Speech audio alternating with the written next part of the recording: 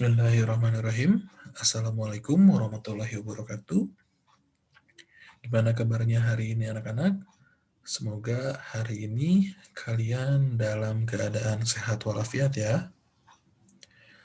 Nah, anak-anak, untuk hari ini kita akan kembali lagi membahas soal UTBK mata pelajaran sosiologi, di mana tentunya dalam pembahasan ini kita akan dibagi menjadi dua part. Seluruh jumlah soalnya itu ada 15 soal, 15 butir soal. Di part 1 ini kita akan membahas dari soal nomor 1 sampai dengan nomor 8. Dan untuk soal di part 2-nya itu kita akan bahas dari nomor 9 sampai dengan nomor 15. Nah, tapi mohon maaf nih kalau misalkan di video pembahasan kali ini mungkin agak sedikit berisik, agak sedikit ada gangguan, saya mohon maaf. Dan untuk mempersingkat waktu, silakan bisa disiapkan alat tulisnya dan juga buku catatannya. Silakan dicatat hal-hal yang penting dari video pembahasan kali ini. Untuk teknis soalnya, pembahasannya sama, di mana yang pertama saya akan membacakan soalnya terlebih dahulu, lalu membacakan pilihan gandanya, dan juga kunci jawaban serta pembahasan. Gitu ya. Untuk mempersingkat waktu, mari kita mulai saja pembahasan soal UTBK Sosiologi Part 1. Nomor 1. Perhatikan perilaku berikut. 1. Tidak memotong pembicaraan orang lain. 2. Menunaikan ibadah sesuai dengan ajaran agama. 3. Mempersilahkan ibu hamil duduk saat di bus. 4. Selalu menaati peraturan lalu lintas. 5. Tidak membantah saat dinasihati oleh orang tua. Perilaku yang terkait dengan norma kesopanan ditunjukkan pada nomor A, 1, 2, dan 3. B, 1, 2, dan 4. C, 1, 3, dan 5. D, 2, 4, dan 5. Dan E, 3, 4, dan 5. Silahkan untuk dipilih terlebih dahulu untuk soal nomor 1. Jawaban yang paling tepat adalah yang mana?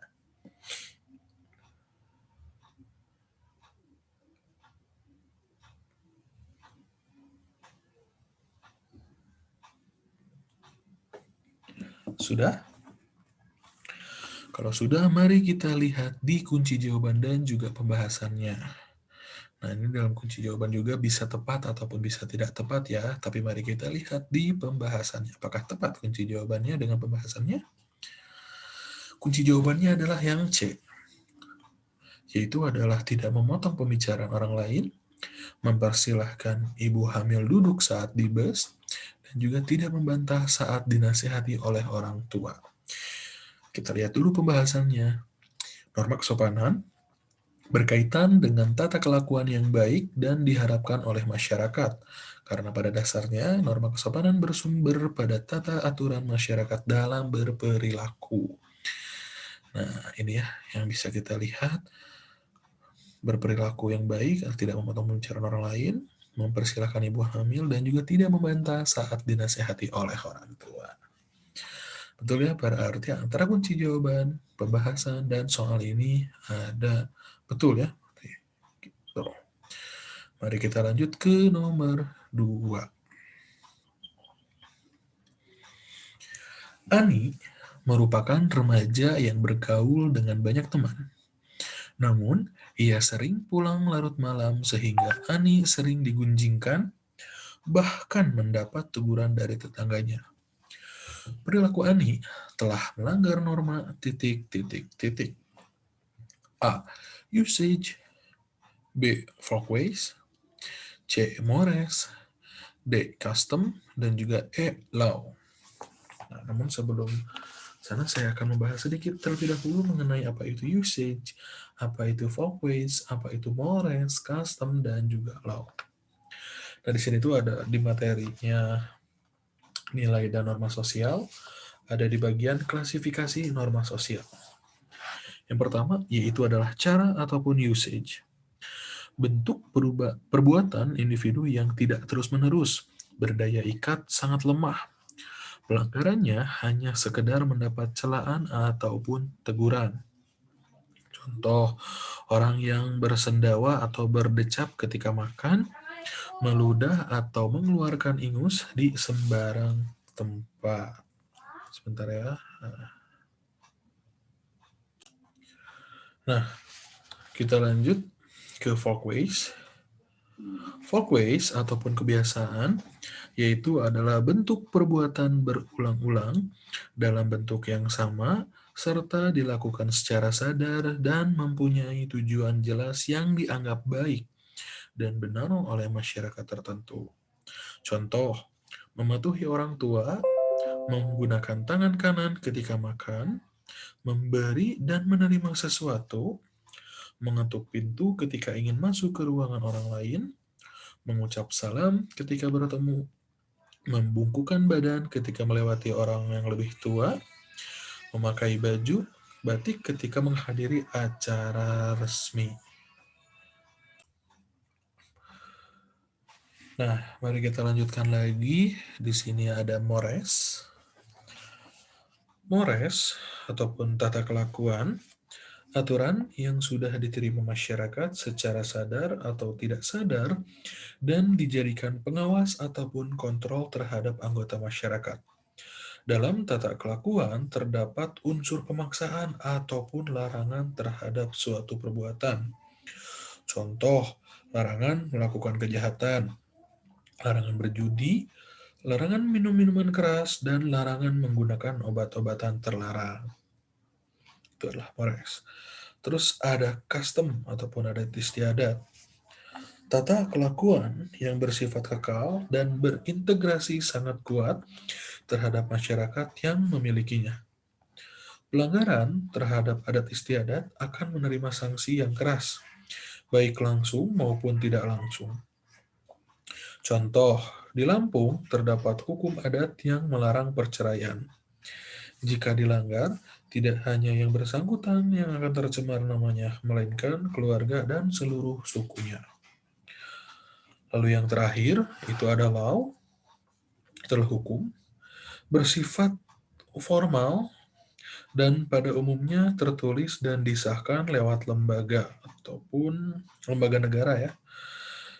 Dan juga namun ada hukum juga yang tidak tertulis ataupun konvensi. Nah, gitu.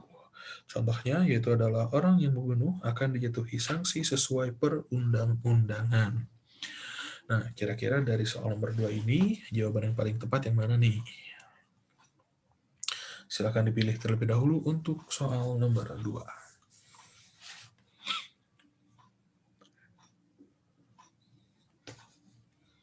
Sudah? Kalau sudah, mari kita lihat di slide yang kedua. Kunci jawabannya adalah yang E. E adalah law. Law itu kan hukuman ya. Dan sepertinya untuk kunci jawaban yang nomor 2 ini kurang tepat mungkin ya. Kalau misalkan kita lihat dari soalnya. Kita lihat di pembahasan, kalau menurut kalian mana nih jawaban yang paling tepat? Usage adalah cara, ini hanya berdaya ikat lemah, folkways kebiasaan, kalau custom istiadat berarti yang paling tepat adalah yang C, yaitu adalah mores.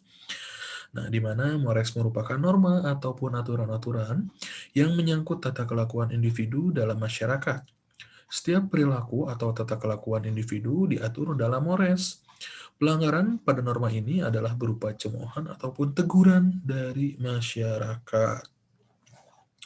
Gitu ya, berarti yang paling benar adalah yang C adalah mores. Berarti ini kurang tepat ya kunci jawabannya. Oke, kita lanjut ke soal nomor 3. Saat upacara bendera, seluruh siswa berbaris dengan tertib tanpa ada yang berbicara.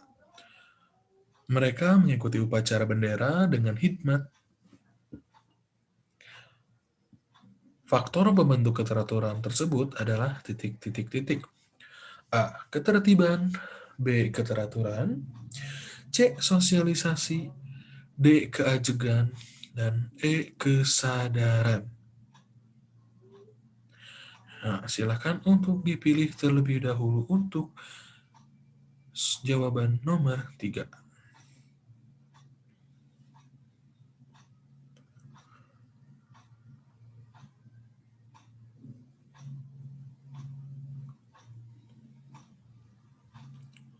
Sudah? Mari kita lihat di kunci jawaban dan juga pembahasannya.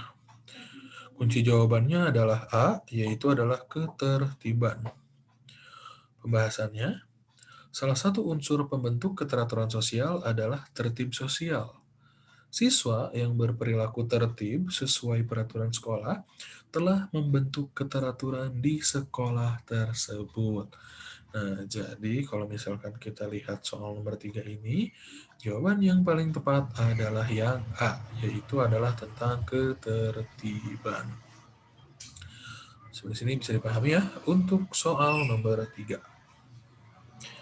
Mari kita lanjut dulu ke soal nomor 4. Sebelum memulai pelajaran, setiap siswa selalu hormat bendera, menyanyikan lagu Indonesia Raya, kemudian berdoa sesuai dengan kepercayaan masing-masing. Untuk terciptanya keteraturan sosial tersebut adalah titik-titik-titik. A. Pola. B. Tata tertib. C. Order. D. Keajegan. Dan E adalah keteraturan. Namun sebelum kita lihat kunci jawaban dan juga pembahasannya, di sini saya akan membahas sedikit mengenai apa itu pola, tata tertib, order, dan juga keajegan. Dan terakhir keteraturan ya. Yang pertama yaitu adalah pola. Pola yaitu adalah corak ataupun hubungan yang tetap ataupun ajak dalam interaksi sosial dan dijadikan model bagi semua anggota masyarakat ataupun kelompok. Pola dicapai ketika keajegan tetap terpelihara atau teruji dalam berbagai situasi.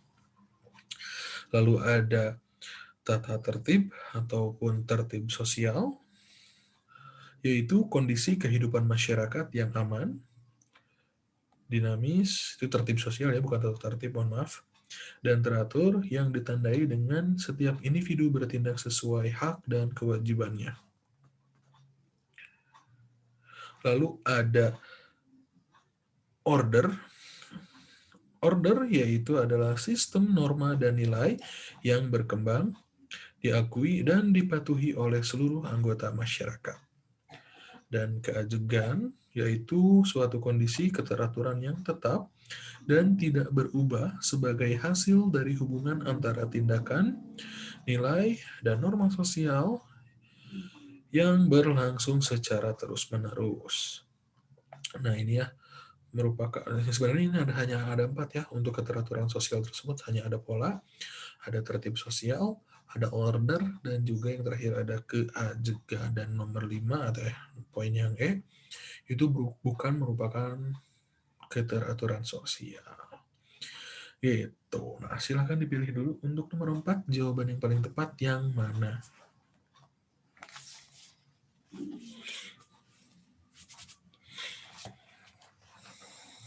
Nah, sudah? Kalau sudah, mari kita lihat di pembahasannya.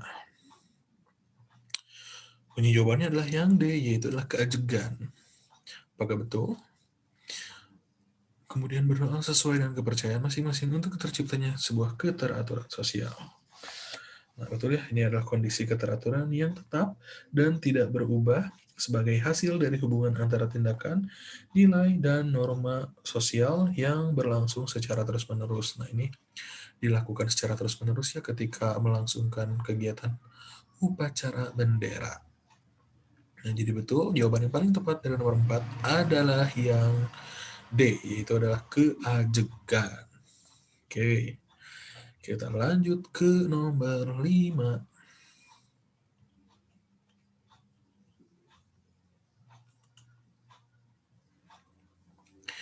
Di sebuah kantor BUMN, terpasang tata tertib yang harus dipatuhi oleh karyawan.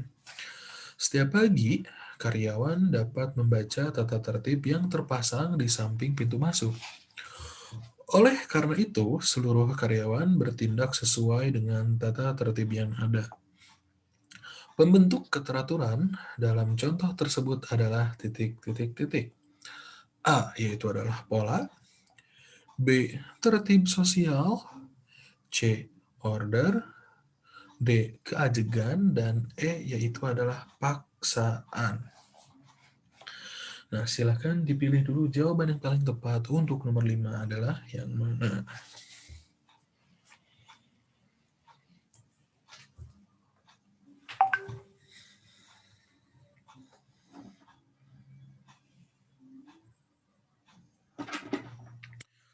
Sudah? Kalau sudah, kita lihat di kunci jawaban dan juga pembahasannya. Jawabannya adalah C, yaitu adalah order. Pembahasannya, order merupakan suatu tata nilai yang diinginkan untuk membentuk keteraturan dan diakui serta ditaati oleh masyarakat. Tata tertib yang ada di kantor BUMN merupakan order sosial. Nah, jadi untuk soal nomor 5 ini, jawaban yang paling tepatnya adalah yang C, yaitu adalah order sosial. Kan tadi sudah dijelaskan ya mengenai ini di soal nomor 4 yang ini. Sama saja ya. Gitu. Oke, kita lanjut ke soal nomor 6.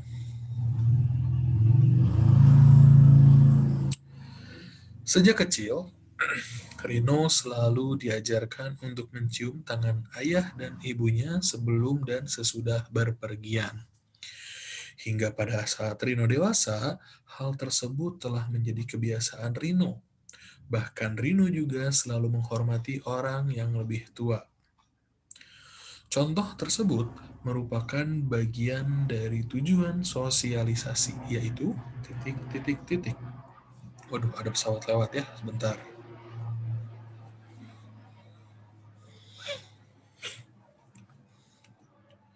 Yang A, melaksanakan kewajiban yang harus dilakukan oleh anak. B, menjadikan anak patuh pada orang tua dan orang yang lebih tua. C, menjaga kewibawaan keluarga sebagai pembentuk kepribadian. D, menciptakan generasi muda yang selalu menghormati orang tua. Dan E, membentuk kepribadian anak sesuai dengan harapan orang tua. Nah, silakan dipilih terlebih dahulu untuk soal nomor 6.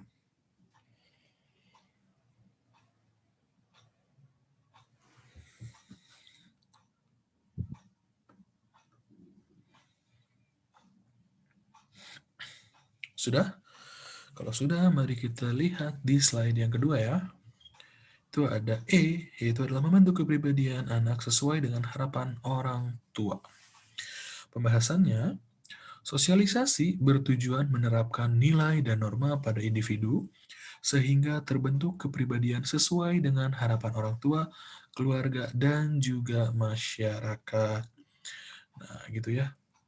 Diajarkan hal-hal yang baik, tentunya ini akan menjadi sebuah pembentuk kepribadian anak dengan harapan orang tua. Mungkin setiap orang tua mengharapkan anaknya tersebut bisa menyesuaikan diri, apalagi bisa mempelajari hal-hal yang baik sejak usia dini.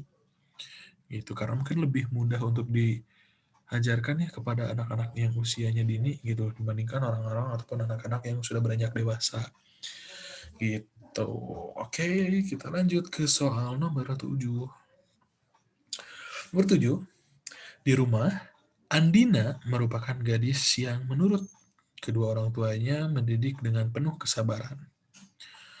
Mereka selalu memberikan contoh yang baik kepada Andina. Namun, akhir-akhir ini Andina mulai berubah menjadi anak yang dengan mudah berkata-kata kasar kepada orang tuanya. Berperilaku Andina berubah saat ia sering bermain dengan Sapta, teman laki-laki yang baru ia kenal. Perilaku andina tersebut merupakan bentuk sosialisasi titik titik titik. A. Partisipasif. B. Yaitu adalah preventif. C adalah sekunder.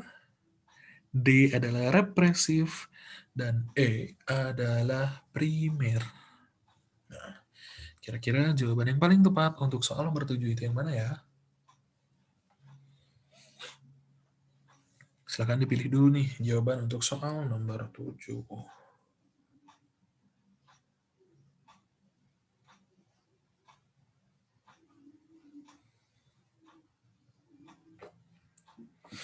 Sudah? Kalau sudah, mari kita lihat di slide yang selanjutnya. Itu ada C, yaitu adalah sekunder. Mari kita lihat di pembahasan.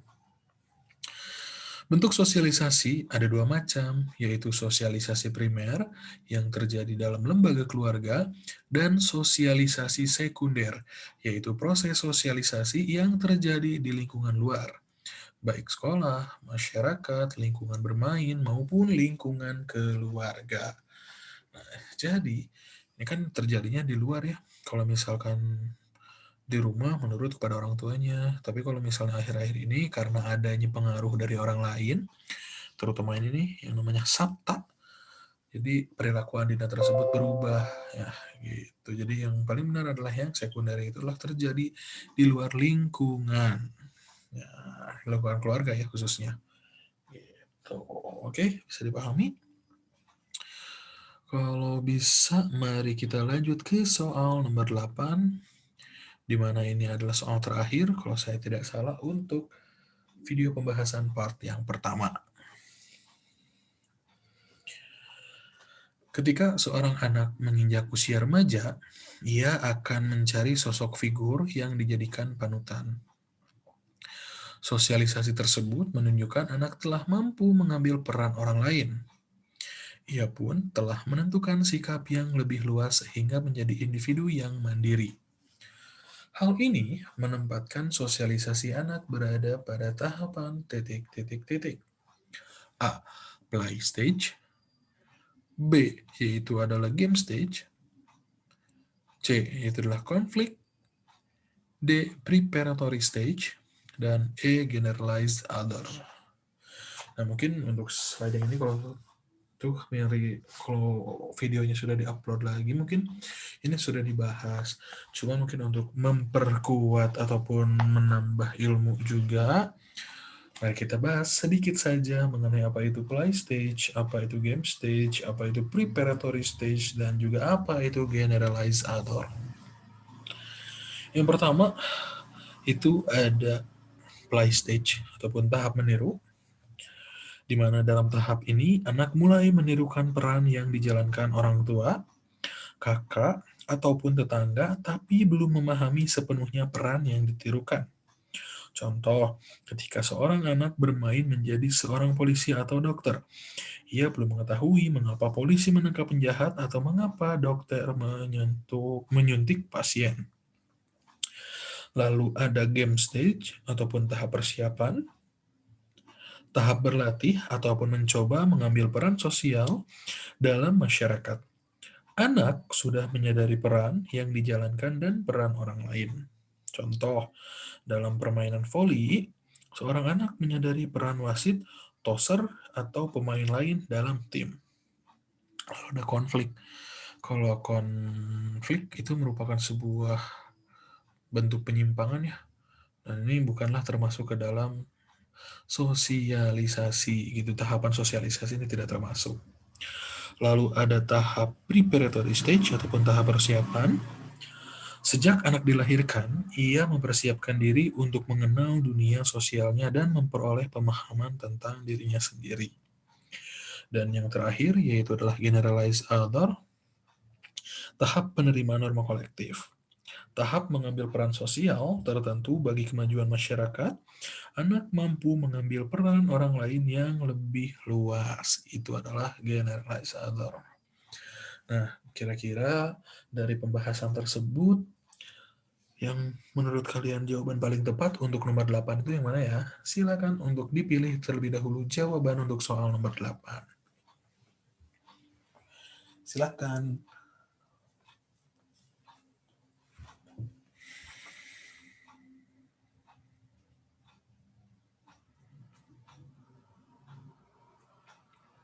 Sudah? Kalau sudah, mari kita lihat di kunci jawaban dan juga pembahasannya. Itu ada di tahap game stage, yaitu adalah tahap berlatih ataupun mengambil peran sosial tertentu. Nah, kita coba lihat pada pembahasannya. Pada tahap game stage, seorang anak sudah meninggalkan kebiasaan meniru. Seseorang telah mampu mengambil peran secara sadar dan mulai mengenal banyak teman-teman yang lebih banyak. Nah, itu adalah game stage ya tadi yang sudah dijelaskan juga. Sudah mampu menirukan peran yang dijalankan oleh orang tua, kakak, ataupun tetangga. Seperti itu ya.